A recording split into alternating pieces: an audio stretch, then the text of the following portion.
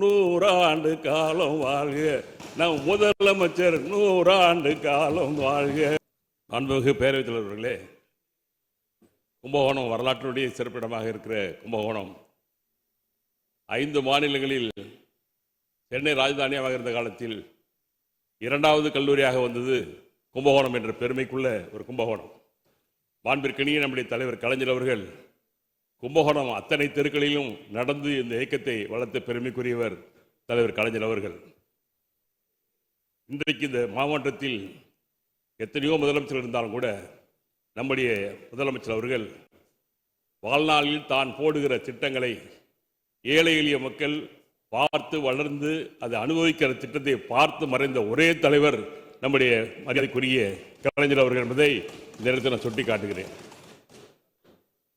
அப்படியாப்பட்ட தலைவர் கலைஞருக்கு முன்னோரில் இருக்கிற தலைவர்கள் பூராவும் இன்றைக்கு பாராட்டி அடுக்கடுக்காக அவருடைய பல்வேறு பணிகளை எடுத்து வைத்திருக்கிற நிகழ்ச்சியில் நம்முடைய முதலமைச்சர் அவர்கள் கல்விக்கென்று இன்றைக்கு இந்திய அளவில் எந்த மாநிலத்திலும் 58 விழுக்காடுகள் இல்லாத நம்முடைய தமிழ்நாட்டில் மட்டும்தான் 58 விழுக்காடுகள் உயர்கல்வி இருக்கிறது என்று சொன்னால் அதற்கு வித்திட்டவர் நம்முடைய முத்தமிழறிஞர் கலைஞர் என்பதை உருவாக்கி கும்பகோணம் மாநகருக்கு பல்கலைக்கழகம் அமைத்துக் கொடுத்திருக்கிற முதலமைச்சர் அவர்கள் 100 காலம் வாழ்க, நோய் நொடி இல்லாமல் வளர்க, ஊராண்ட மன்னன் புகழ் போல உறவாடு மன்னன் வாழாது 100 காலம் வாழ்க. நம் முதலமைச்சர் 100 காலம் வாழ்க வாழ்க வாழ்க.